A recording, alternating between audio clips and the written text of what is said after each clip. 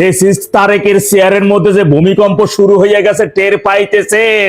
Sergio গোরের সিপাই পইরা হাসপাস অবস্থা তারেকের। খলিল রে থাপ্পড় মাইরা তারেক রে করা বার্তা, মাইনা না নিলে নির্বাচিত প্রধানমন্ত্রী হিসেবেই শেখ হাসিনা দেশে আসবেন।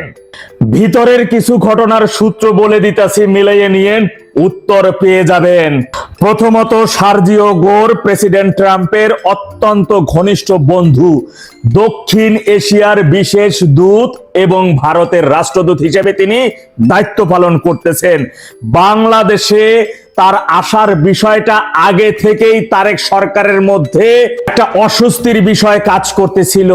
না জানি কি বলে ফেলে, না জানি কি হয়ে যায়, কিন্তু তারা যে বিষয়গুলো আগে থেকে প্রস্তুত ছিল যে এই ঘটনা ঘটতে পারে বা হইতে পারে, তার চাইতে অধিকতর বেশি কিছু হয়ে গেছে, যার বিষয়ে তারা সম্পূর্ণ অপ্রত্যাশিত ছিল।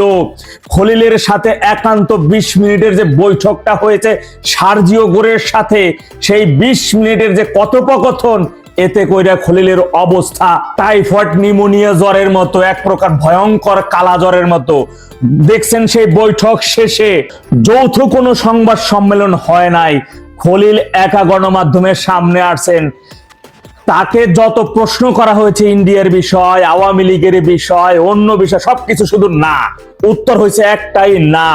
তার এক্সপ্রেশন গুলো ভালো করে লক্ষ্য করেন, বুঝতে পারবেন কালা জ্বর কোন পরিমাণে উঠতে গেছে। এরপরে বাংলাদেশের ইতিহাসে এই প্রথম বিদেশি কোন মোস্ট ইম্পর্টেন্ট অতিথির সম্মানে নৈশভোজের আয়োজন এবং সাংস্কৃতিক অনুষ্ঠানের আয়োজন তিনি সরাসরি ইগনোর করে দিয়েছেন, নাকচ করে দিয়েছেন। প্রশ্ন হচ্ছে, তাহলে 30 তারিখের সেই রাতে সার্জিও গোর কি করেছেন? ওই সময়টাতে তিনি আওয়ামী লীগের সিনিয়র পার্সন তথা নেত্রী যাকে নির্বাচিত করে দিয়েছেন তার সাথে একান্ত বৈঠক করেছেন। যদিও আওয়ামী লীগের নেতার সাথে হোটেলে কোনো বৈঠকের প্রয়োজন ছিল না, কারণ তাদের আলোচনা মিটিং সব নেত্রীর সাথে তো হয়ে থাকেন, কিন্তু তারপরেও বিএনপি, জামাতি এবং জুলাই জঙ্গি এই ক্যাবিনেটের প্রতি একটা মেসেজ এই বৈঠক। খলিলের সাংস্কৃতিক অনুষ্ঠান ও নৈশভোজকে রিফিউজ করে তথা এর মাধ্যমে খলিলকে একটা থাপ্পড় মাইরা পরবর্তী সময় বাংলাদেশে নিযুক্ত ভারতের হাই কমিশনার তথা মন্ত্রী পদমর্যাদায় দীনেশ ত্রিবেদীর সাথে ডিনারে যুক্ত হওয়া, ব্যাপারটা কেমন কাকতালীয় হয়ে গেল না? বাংলাদেশে তো আরো অনেক দেশের রাষ্ট্রদূত আছেন, তাদের কারোর সাথে কেন বৈঠক হলো না, ডিনার হলো না, চা নাস্তাও হলো না? মাথায় রাখবেন, যুক্তরাষ্ট্র ও ভারত এই মুহূর্তে বাংলাদেশের গণতন্ত্র ও অন্যান্য বিষয় অতীতের ন্যায় সবচাইতে বেশি হার্ডলাইন অবস্থায় আছে। এইখানে অন্য কোনো আলাপ চলবে না, কোনো প্লিজ সময় নেব এইগুলা চলবে না, কথা না শুনলেই ফান্টুস। মূলত পররাষ্ট্রমন্ত্রী খলিলকে কিছু নির্দেশনা দেওয়া হয়েছে 20 মিনিটের ওই বৈঠকে। তারে এমন কিছু নির্দেশনা দেওয়া হয়েছে যে নির্দেশনা পাবেন বা এমন কিছু হতে পারে তার জন্য কোনো প্রকার প্রস্তুত ছিল না খলিল। আর এই কারণে গণমাধ্যমের সামনে এসে তার মুখখানা, এত বড় মুখখানা সুপসা বিড়ালের মতো পরিণত হয়েছে। এবার আসেন তারেকের সাথে মিস্টার গোরের বৈঠকের বিষয়বস্তু কি। যদিও তারেক সরকারকে কি করতে হবে তার সমস্ত নির্দেশনা খলিলকে দিয়ে দেওয়া হয়েছে, কিন্তু একটুখানি রেখে দিয়েছে যেটা সরাসরি তারেককেই বলতে হবে। এর সমস্ত উত্তর পেয়ে যাবেন বাংলাদেশ থেকে বিদায়ের আগে। সার্জিও গোর গণমাধ্যমের সাথে কথা বলবেন, সেখানে তিনি কিছু বিষয় ইঙ্গিত দিয়ে দিবেন।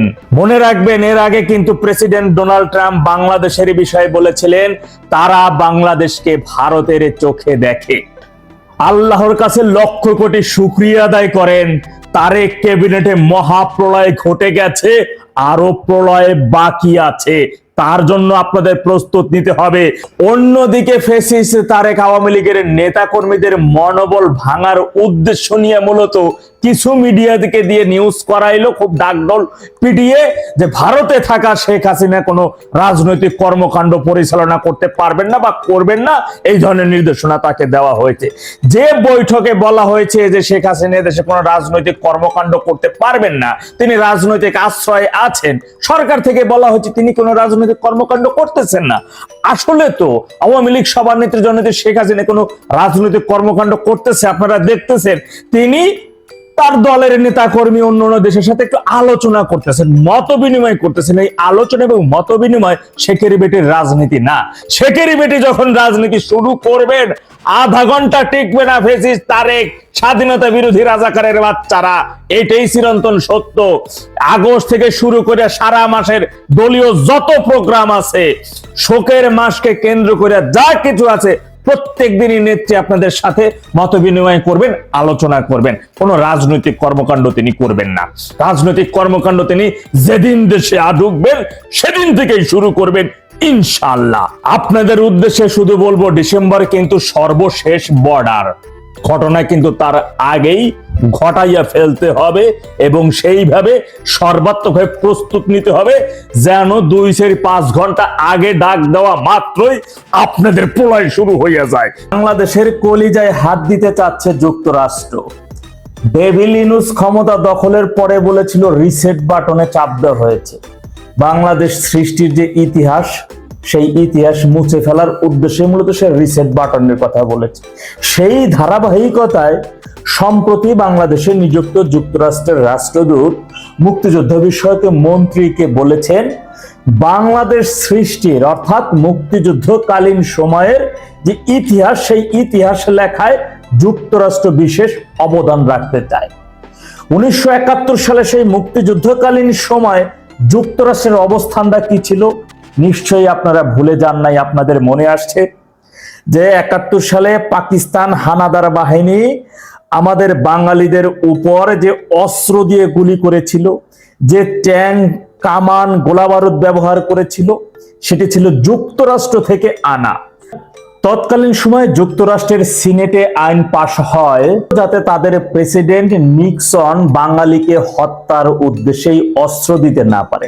কিন্তু তাদের সেই আইনকে বৃদ্ধাঙ্গুলি দেখিয়েও প্রেসিডেন্ট নিক্সন বাঙালিদের হত্যার উদ্দেশ্যে সুযোগে উন্নত মানের অস্ত্র দিয়ে পাকিস্তানকে সহযোগিতা করেছে তা নয়, তারা কিন্তু সপ্তম নৌবহর পর্যন্ত পাঠিয়েছিল, যেটা রাশিয়ার অষ্টম নৌবহরের বাধার মুখে পিছু হতে বাধ্য হয়েছিল।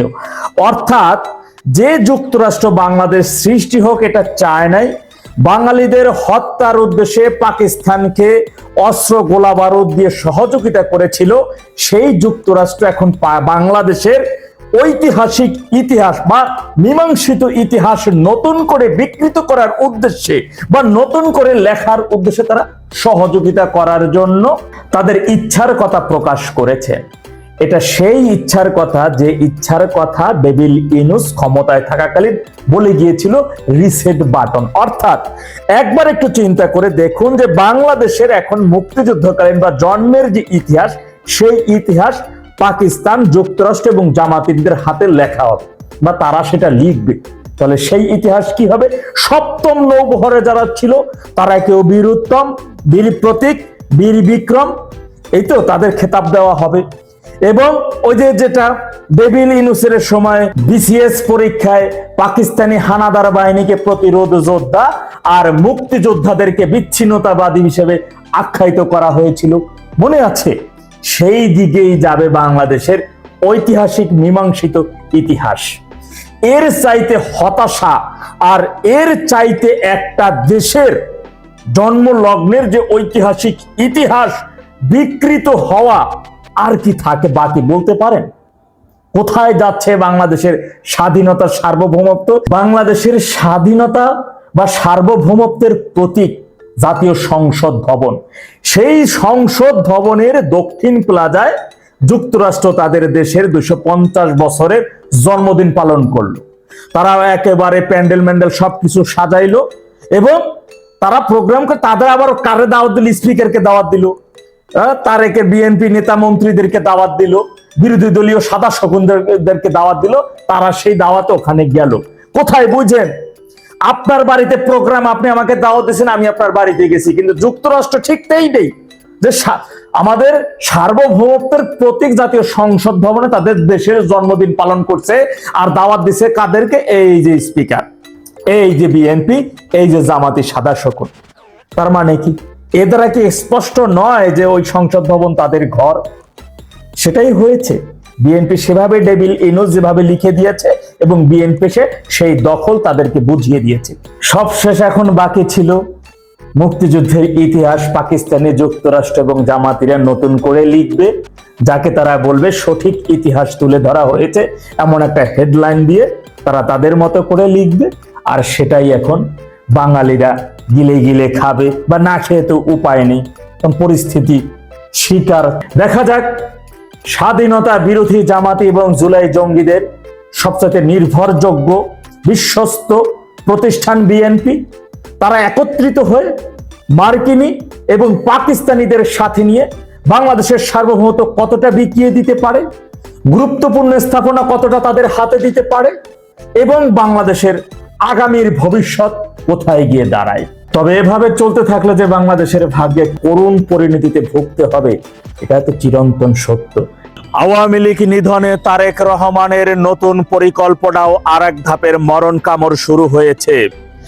জেলের বাইরে থাকা আওয়ামী লীগের নেতাকর্মী ভাই এবং বন্ধুগণ, আপনাদের আরো বেশি সতর্কতা অবলম্বন করতে হবে, বিশেষ করে গ্রেপ্তার এড়িয়ে চলার জন্য।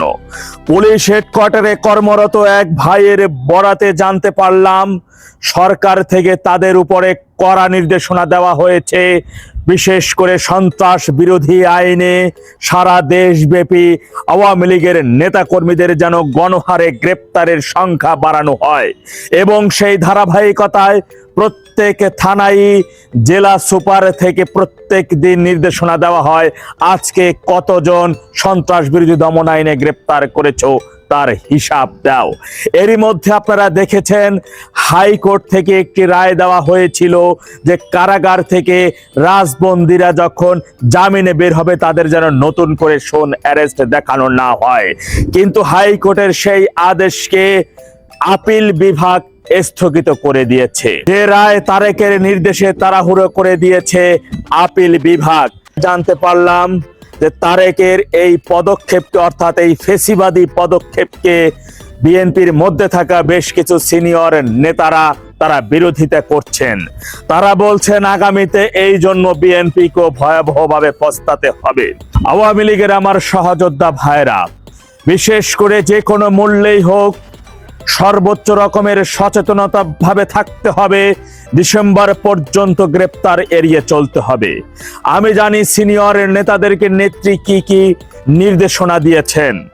আমি আওয়ামী লীগের সিনিয়র নেতাদের কাছে বিনয়ের সাথে অনুরোধ করে বলবো, পরিস্থিতি পর্যবেক্ষণ করে ডিসেম্বরকে সামনে রেখে কারাগারে বন্দী থাকা রাজবন্দীদের আইনি প্রক্রিয়া নতুবা শক্তির মাধ্যমে কিভাবে তাদের কারাগার থেকে বের করা যায় তার নতুন প্রক্রিয়া হাতে নিতে হবে। বাংলাদেশের প্রত্যেকটা জেলা কারাগার, কেরানীগঞ্জ, কাশিমপুর কারাগার, প্রত্যেক কারাগারের আশপাশে ট্রাক ভর্তি করে লগি, বৈঠা এবং টেডা প্রস্তুত রাখতে হবে। কারাগারে বন্দী থাকা আমাদের ভাইদের কিন্তু হাত খালি, তাদের হাতে লগি বৈঠা তুলে দেওয়ার ব্যবস্থা রাখতে হবে, এবং যে কোনো মূল্যেই হোক না কেন রাজবন্দীদের মুক্ত করতে হবে। প্রয়োজনে কারাগারের দেয়াল ভেঙে ফেলতে হবে। আর তা করার জন্য যা প্রয়োজন আমাদের সেটি করতে হবে। মাথায় রাখবেন, গত 3 মাসে, সর্বশেষ 3 মাসে সারা দেশে নতুন করে 1,23,000 আসামি বলে তারা গ্রেপ্তার করেছে। পুলিশ হেডকোয়ার্টার থেকে এমন একটি তথ্য তারা প্রকাশ করেছে। আগামী ডিসেম্বরের মধ্যে, অর্থাৎ এই 3 মাস, এই 90 দিনের মধ্যে গণহারে গ্রেপ্তারের প্রক্রিয়া আরো যেভাবে বাড়ছে, এতে করে আরো গ্রেপ্তারের সংখ্যা বাড়বে। সুতরাং আমি বিশ্বাস করি বাংলাদেশের জেলা পর্যায়ের প্রত্যেকটা কারাগারই এখন আওয়ামী লীগের এক একটা হেডকোয়ার্টারে পরিণত হয়েছে। বিশেষ করে প্রথম শ্রেণীর হেডকোয়ার্টারে পরিণত হয়েছে আমাদের কেরানীগঞ্জ ও কাশিমপুর কারাগারগুলোতে। কারাগারে বন্দী থাকা রাজবন্দীদের মুক্তির বিষয় দল থেকে এখন কড়া নির্দেশনা দিতে হবে, পদক্ষেপ গ্রহণ করতে হবে। আইনি প্রক্রিয়া যখন সরকারের নির্দেশনায় চলে, বিচারপতি যখন ফ্যাসিস্ট তারেকের নির্দেশের উপর ভিত্তি করে রায় দেয়, সেই আইনের উপর ভরসা করে বসে থাকাটা সমীচীন হবে না। প্রক্রিয়া হিসেবে গণ আদালতে গণ রায়ের মাধ্যমে তাদের তৎক্ষণাৎ জামিন হয়ে গেছে এবং সেই জামিনের রায় বাস্তবায়ন করার লক্ষ্যে আমাদের কারাগারের দেয়ালগুলো ভেঙে ফেলতে হবে।